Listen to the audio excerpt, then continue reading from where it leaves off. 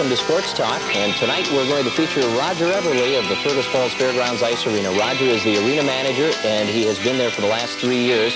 And we featured Roger a little earlier this year on our Otter Hockey Show, but we wanted our Sports Talk viewers to be able to get a lowdown on what he does out at the Fairgrounds Arena. So we'll feature Roger Everly tonight.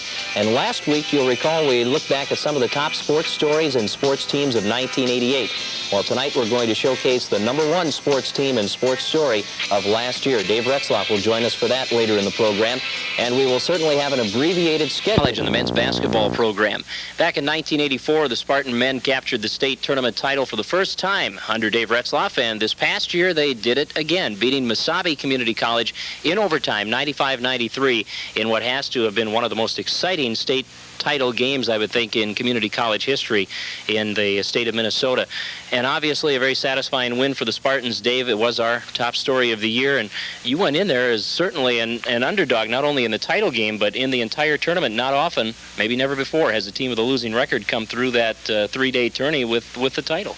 No, I think it might have only been the second time, and the 10-12 record that we entered with was perhaps the poorest of any team that has eventually gone on to win the tournament. And we really did it upright, I guess, to make it a Cinderella story, because not only were we 10-12 coming in, but we were behind at halftime of all 3 ball games, and of course then the championship game we were behind at one point 30-10 to the #1 ranked team in the state, and came back to win it. So it couldn't have been a script better written even in Hollywood. What made this team so effective at overcoming obstacles? Was it the experience of the sophomores? I think it is being sophomores, and #1, I think the fact that we had sophomores and that experience, as you mentioned. #2, I think it's the fact that we had some people that were competitors. They really did compete. They didn't like to lose. You talk to Jason Turway and Tony Davis and Terry Stein. They're some pretty intense people with a lot of pride. I think that's a second factor. And then the third factor is that they were a team when, if they got it rolling, they could really put points on the board. And so as a result, we were able to come back from some deficits even during the season once, down 20 points with 15 minutes to go, and we came back and won the ball game on the road. And I think that, those 3 things really explain why that club was perhaps able to do that. And when the pressure was on, it seemed like everybody answered the call. Jason Turway saying a couple of free throws down the stretch that you needed.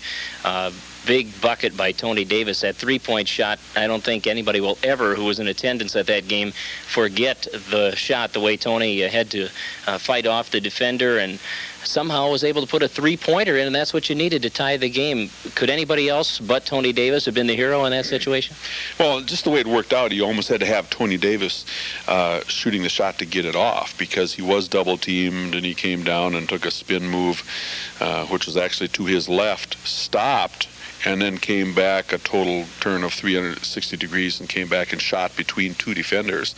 Smaller guard would not have gotten that shot off, and of course one of our big people are not 3-point shooters. So the ball had to be in Tony's hands, and he actually brought the ball up the court, took and brought it up the floor, and he was certainly looking for it, and he didn't shy away from that challenge, and the ball went down, and it was really a climactic way to send it into overtime and the eventual win. Tony had not shot the 3-pointer very well for you during the year consistently. I know at times you had to tell him not to shoot it. Well, that's right. We took the 3-pointer away from Tony a little bit because although he's capable of shooting it, he was not that consistent in a stretch for a while. And also, if he's shooting the 3-pointer, it takes away from his strength, which was to penetrate, dish off to people, and create. And, he's a one-man offense at times. And yet, on the other hand, I've said about Tony, too, he can keep both teams in the ball game because he's creative offensively for you, and he did have some creative turnovers occasionally. But he was certainly perhaps one of the more indispensable parts of that team, and he just it was almost, you almost felt that it would have to be Tony Davis making that last shot. I mean, it just is appropriate knowing Tony and the team and everything. It's fun to see everybody contribute in a situation like that, and I guess the perfect example of a player coming in a clutch situation and making it count is Kent Ketter, who saw maybe a little less playing time than a lot of players last year. but he came in place of Mike Smalley, who went out with 5 fouls in that ball game down the stretch, and really gave you some solid minutes in regulation and the overtime, and came up with probably the biggest or second biggest play of that game. I was so pleased to see Ken Ketter get the steal. That literally saved the win. His strong point all along has been his defensive play and ball handling, and Kent did not get a lot of playing time throughout the year, but over the 2 years he's been in the games in some crucial situations, and that certainly was one there. And he played in that overtime and had to handle the ball for us and be our mainstay ball handler.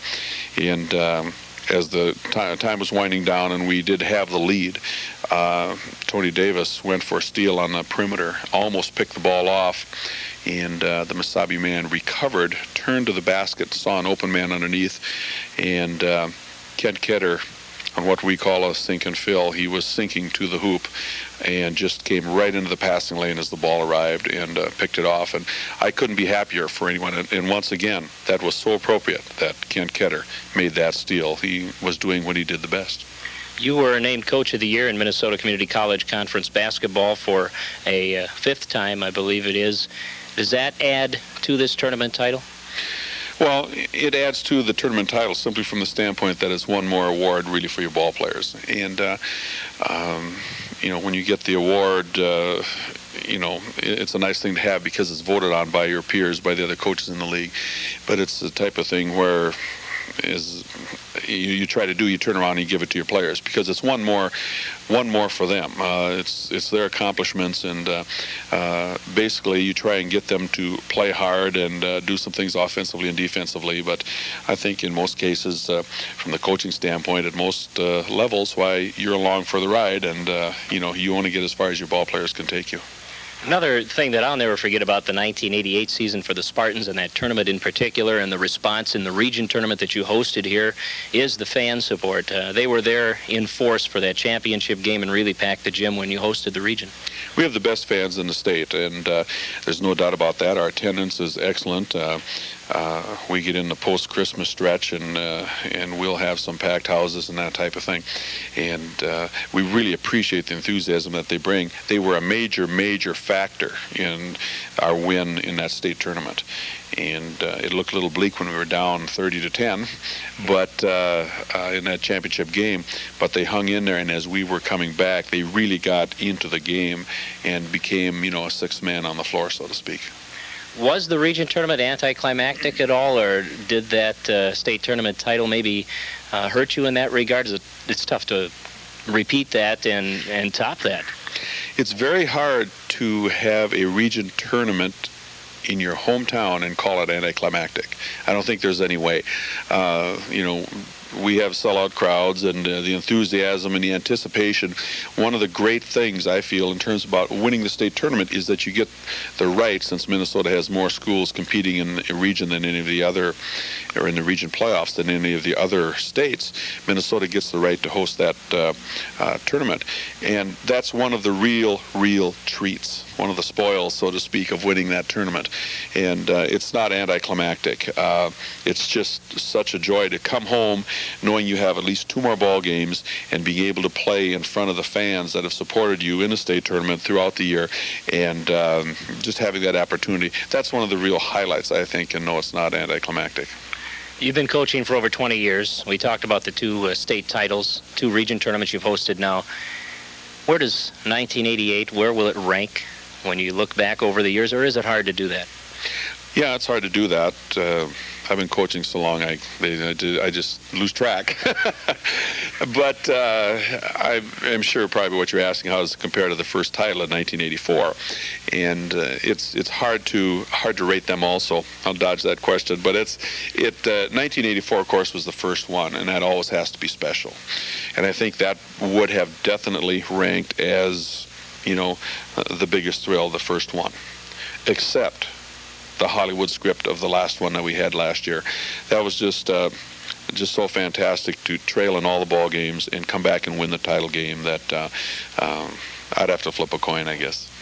Just when you think you've seen it all in this game, you see something like that, and then you start to think what can possibly happen now, and I guess that's yet to unfold, isn't it? Yeah, it really is. And we had one unfold here already this season. with the win over Wahpeton, where you toss the ball back in and hit the open man and win it at the buzzer. So who knows? There'll be perhaps something spectacular, and you just got to go and play the games, line up, and find out what's going to happen and meet those challenges and play the best you can and as hard as you can. And if you can say you did your best, why, then I think you're in good shape. Well, the Spartan basketball team of 1987-88 certainly made a lot of memories for a lot of basketball fans in our area, and ranks as our top story of the year. I don't think you'll disagree at all. No, I sure won't. And there's a lot of memories in there for myself and my family, and certainly for the players too. Tremendously close bunch of young men. They're even now calling me, getting addresses and back and forth, and trying to stay in touch and that type of thing. And of course, we have 4 players that went on to play 4-year school ball. And Tony Davis is at Northeastern Illinois. Mike Smalley is at the University of South Dakota. Jason Turway is at St. John's University. And Terry Stein joined Jeff Calpine down at the University of Minnesota Morris. And the 5th sophomore, Ken Kidder, is going to Morehead State but not playing basketball. So we have 4 out of the 5 that are playing a lot of basketball, are very important parts of their team. And those sophomores, were really a close bunch. And when I talk to them now, they say, well, it's not quite, like we experienced last year, and not the thrill and not as close and not the unity. And that's the type of thing we promote, and that's the type of thing that group really had. And that's why you have to be so happy for them. All right. Lots of good memories in future years when they get together. Dave Retzlaff of Fergus Falls Community College men's basketball, state champions in the 1988 Minnesota Community College Conference state tourney, and that is our top sports story of 1988. We'll continue with our Sports Talk program right after this.